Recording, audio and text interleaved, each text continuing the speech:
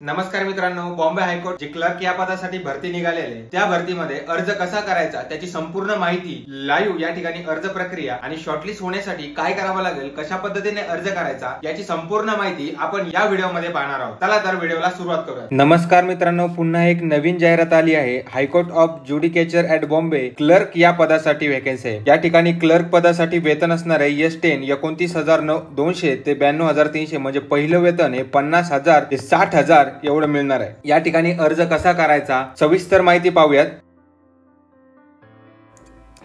Google वरती Bombay high court हे search केल्यानंतर बॉम्बे हायकोर्टची अधिकृत वेबसाईट या ठिकाणी दोन स्टेप मध्ये तुम्हाला अर्ज करायचा आहे। स्टेप 1 मध्ये अगोदर तुम्हाला 100 रुपयाचं पेमेंट करायचं आहे। स्टेप 2 मध्ये त्या पेमेंटचा रेफरन्स ID भरून आपल्याला या ठिकाणी फॉर्म भरायचा आहे। सुरुवातीला स्टेप 1 साठी या ठिकाणी पेमेंट करायचं आहे। पेमेंट गेटवे या ठिकाणी क्लर्क निवडायचे, संपूर्ण नाव, middle name, last name, address, pincode सगळं व्यवस्थित भरायचं आहे। ईमेल ID व्यवस्थित टाकायचा आहे, मोबाईल नंबर टाकायचा आहे। त्यानंतर या ठिकाणी तुम्हाला जन्मतारीख टाकायची, रिमार्कमध्ये ओके लिहा। त्यानंतर या ठिकाणी इंडिव्हिज्युअलच राहू द्या। त्यानंतर इंडिव्हिज्युअलमध्ये तुमचं संपूर्ण नाव, जन्मतारीख, मोबाईल नंबर आणि ईमेल ID टाकायचा आहे। त्यानंतर या ठिकाणी I have read and agreed term and कंडिशनवरती क्लिक करायचं आहे। त्यानंतर पुढे जो कॅप्चा दिलेला आहे तुम्हाला तो सेम टू सेम कॅप्चा तिथे भरायचा आहे। त्यानंतर पुढे नेक्स्ट या बटनावरती क्लिक केल्यानंतर पुढे एक पेमेंटसाठी आपली विंडो ओपन होईल। यानंतर तुम्ही UPI, ATM कार्ड, डेबिट कार्डनी सुद्धा पेमेंट करू शकता। या ठिकाणी QR कोड स्कॅन केल्यानंतर ऑटोमॅटिक पेमेंट होईल। पेमेंट झालेला तुम्हाला SMS येईल।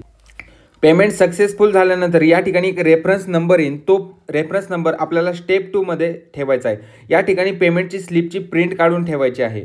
त्यानंतर रजिस्टर या बटनावरती क्लिक केल्यानंतर या ठिकाणी तुमचं संपूर्ण नाव, सुरुवातीला जे तुमचं 10वीच्या मार्कशीटवर आहे ते तुम्हाला या ठिकाणी नाव टाकायचं आहे। पहिलं नाव, मिडल नेम आणि लास्ट नेम, संपूर्ण ॲड्रेस व्यवस्थित भरायचा आहे। या ठिकाणी तुम्हाला जिल्हा निवडायचा आहे, पिनकोड टाकायचा आहे, ईमेल ID या ठिकाणी भरायचा आहे। त्यानंतर आपला मोबाईल नंबर टाकायचा आहे। फॉर्म भरताना या ठिकाणी स्टार दिलेला आहे, ते स्टार म्हणजे आपल्याला ती कंपल्सरी माहिती फिल करायची वरती। लिपिक पदासाठी या ठिकाणी झालेल्या प्रश्नपत्रिका 2024च्या झालेल्या प्रश्नपत्रिका, तसेच 2018 पासूनच्या ज्या PYQ आहेत, तसेच जिल्हा न्यायालयामध्ये एक्झाम झाल्या होत्या लिपिक पदासाठी त्याच्या सर्व प्रश्नपत्रिका या ठिकाणी प्रश्नपत्रिका आणि उत्तरपत्रिका सहित तुम्हाला या ठिकाणी मिळणार आहे। या ठिकाणी तुम्हाला 99 रुपयाचा कोर्स जॉईन करायचा आहे। हा कोर्स जॉईन करण्यासाठी तुम्हाला स्मार्ट एज्युकेशन मराठी हे ऍप्लिकेशन प्ले स्टोर वरून डाउनलोड करायचं आहे। या ठिकाणी तुम्हाला मुंबई उच्च न्यायालय लिपिक या पदाचा कोर्स दिसेल। त्या कोर्स मध्ये 99 रुपयाचं पेमेंट केल्यानंतर तो कोर्स ओपन होईल आणि तुम्हाला संपूर्ण जे मटेरियल असेल, स्टडी मटेरियल असेल, नोट्स असेल, या ठिकाणी तुम्हाला 40+ PDF मिळणार आहेत आणि नोट्स मिळणार आहेत। याचा तुम्हाला निश्चितच फायदा होणार आहे। मुंबई उच्च न्यायालयामध्ये 2022-2024 मध्ये जी एक्झाम झाली होती लिपिक पदासाठी त्याची संपूर्ण प्रश्नपत्रिका आपल्या कोर्समध्ये उपलब्ध करून देण्यात आलेली आहे। या ठिकाणी नॅशनॅलिटी आणि 10वीचं सर्टिफिकेट या ठिकाणी अपलोड करायचं आहे। जर लग्न झालेलं असेल तर मॅरिटल स्टेटस, जर तुम्हाला किती मुलं असतील 2005 नंतर या ठिकाणी डिटेल फिल करायचे आहेत। महाराष्ट्र S करायचं आहे। SSC सीट नंबर या ठिकाणी फिल करायचं आहे।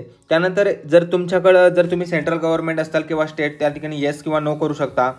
त्यानंतर एक्सपिरियन्स असेल तर येस करा, अदरवाईज नो ऑप्शन चॉईस करा। त्यानंतर महत्त्वाचं म्हणजे इंग्लिश टायपिंग, या ठिकाणी इंग्लिश 40 झालेली असेल, कंपल्सरी आहे, त्यामुळे इंग्लिश 14 या ठिकाणी टाईप करा। किती मार्क पडले आणि डेट ऑफ पासिंग सर्टिफिकेटवरती माहिती असते ती या ठिकाणी तुम्हाला फिल करायची आहे। जे तुम्ही ऑनलाईन पेमेंट केलं होतं त्याचा रेफरन्स नंबर या ठिकाणी, पेमेंट टाईप ई पेमेंट आणि SBI कलेक्ट रेफरन्स नंबर या ठिकाणी फिल केल्यानंतर तुमचा एक सक्सेसफुल रजिस्ट्रेशन होईल आणि एक रजिस्ट्रेशन नंबर जनरेट होईल। जर प्रिंट काढायची असेल तर प्रिंट ॲप्लिकेशनवर जाऊन रजिस्ट्रेशन ID तो फिल करून डेट ऑफ बर्थ आणि जो कॅप्चा दिलेला आहे तो सेम ॲज इट कॅप्चा या ठिकाणी टाईप केल्यानंतर तुमची प्रिंट निघणार आहे। ही प्रिंट तुम्ही जपून ठेवल्यानंतर एक शॉर्टलिस्ट जाहीर होईल। शॉर्टलिस्ट नंतर तुमची एक्झाम कधी असेल की तुमचं नाव यादीमध्ये आलं का नाही, जवळपास 2 किंवा 3 शॉर्टलिस्ट यादी जाहीर होत असतात। आणि हा फॉर्म आपण जे पेमेंट केलेलं आहे त्याची पावती आणि हा फॉर्म याची आपल्याकडे PDF सेव्ह ठेवायची आहे। व्हिडिओ आवडला असेल व्हिडिओला लाईक करा। भेटूयात पुढील व्हिडिओमध्ये, तोपर्यंत नमस्कार।